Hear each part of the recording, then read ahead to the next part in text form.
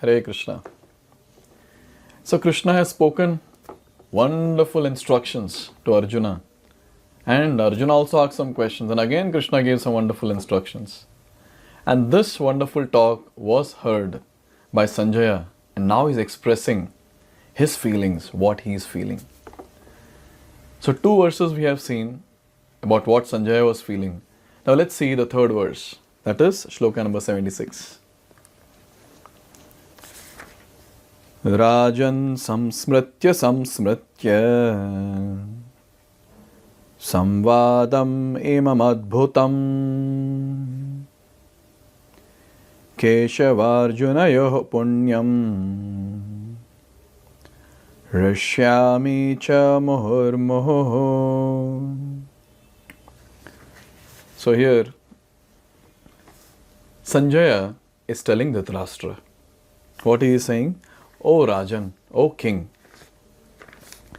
samsmritya, as I repeatedly recall, what is he recalling?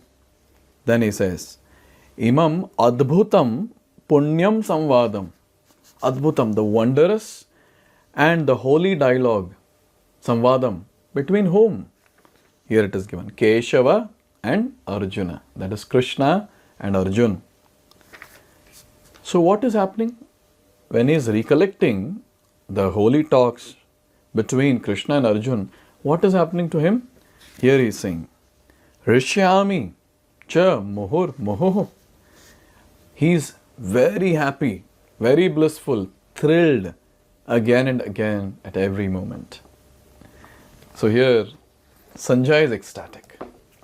Sanjaya is completely ecstatic. He is like, he has heard it. Directly he has heard it from the lotus mouth of Krishna. And the entire conversation, the entire scene was so thrilling. And when he recollects that, he's thrilled at every moment. He's happy at every moment. Sanjaya is very, very happy. But I don't think so Dhritarashtra will be happy. Here it is described, Prabhupada says, the understanding of Bhagavad Gita is so transcendental that anyone who becomes conversant with the topics of Arjuna and Krishna becomes righteous, and he cannot forget such talks. So basically here we understand that when it comes to Bhagavad Gita, it is transcendental. Understanding of Bhagavad Gita is so transcendental. Why is it so transcendental? Because here the transcendental personalities are involved. Krishna, who is Supreme Personality of Godhead, he is transcendental. And Arjuna, he is eternal associate, he is transcendental. So the talks are on the spiritual platform. So the talks are also transcendental. So Bhagavad Gita, sometimes people say, oh, it is so difficult to understand. It is so difficult to understand. Yes, if we read Bhagavad Gita with a materialistic mindset, without any guidance of a spiritual master, what happens? It will be difficult to understand. Because through this material mind and intelligence, how can we understand the transcendental subject matter given by the Supreme Personality of Godhead? That's why this is an open secret. Bhagavad Gita is an open secret which very, very few people are able to understand. But yes, by the mercy of Srila Prabhupada, all over the world, there are many, many people who are taking benefit of his wonderful purports, and they are able to understand these wonderful verses of Srimad Bhagavad Gita. Here it is said, this is the transcendental position of spiritual life. In other words, one who hears the Gita from the right source directly from Krishna attains full Krishna consciousness. So here it is described that anyone who hears Gita, so in the previous line also we read, that becomes righteous and cannot forget such talks. And here, again Prabhupada is saying that attains full Krishna consciousness. When we hear Gita from the right source, we attain full Krishna consciousness. So what happens when we hear Bhagavad Gita? What happens when we read Bhagavad Gita? Actually, in day-to-day life, if we see, life is so hazy. It's very difficult to get full clarity of what is happening and what is supposed to be done. Many of the times people ask this question, why me? Why is this happening with me? Simple questions of life they are not able to answer. and they go through some tough situation, and it's almost like they're tossed in the waves of this Bhavasagara, literally tossed, and they suffer so much. So the point is that when we hear Bhagavad Gita, when we go deep, dive deep into the concepts given in Bhagavad Gita by Lord Krishna himself for our benefit, we get a lot of clarity of what is happening in our life, what is happening around us, and we can also help others to understand what is happening in their life. This clarity itself will give us a lot of bliss, And more importantly, the essence of Gita, that is bhakti.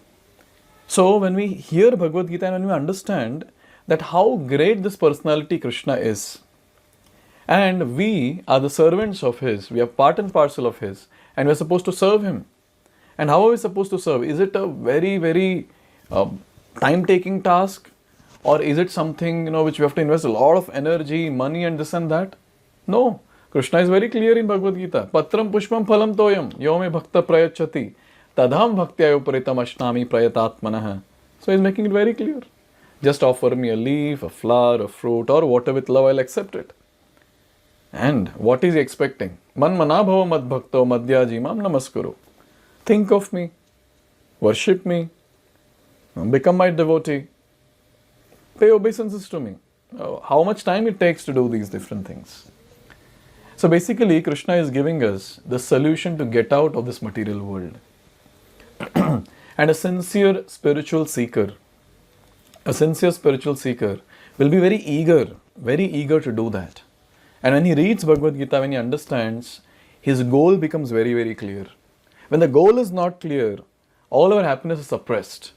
Even if we have everything, we cannot enjoy. But when our goal is clear and we are marching towards that goal, and when we can see, okay, I'm reaching some milestones while reaching this goal, there is a great happiness. And here it is said that if we hear from the right source means what? Directly from Krishna or from his bona fide representative who comes in either of the four paramparas, Brahma Sampradaya, Rudra Sampradaya, Kumara Sampradaya or Sri Sampradaya. From a bona fide personality when we hear, then the same experience we will also get what Sanjaya is experiencing here. Here it is said, the result of Krishna consciousness is that one becomes increasingly enlightened and he enjoys life with a thrill, not only for some time, but at every moment. This is what happens when a person becomes Krishna conscious, a nice devotee, through the medium of Bhagavad Gita. He relishes every moment because he starts living his life for Krishna. He starts relishing every moment. In the material world, whatever activities we do, every activity will give us suffering, one or the other suffering. But here we can see that a devotee, when it comes to a devotee, he is that personality who has taken Krishna as his life and soul, who is serving Krishna in the association of devotees by the blissful process of devotional service.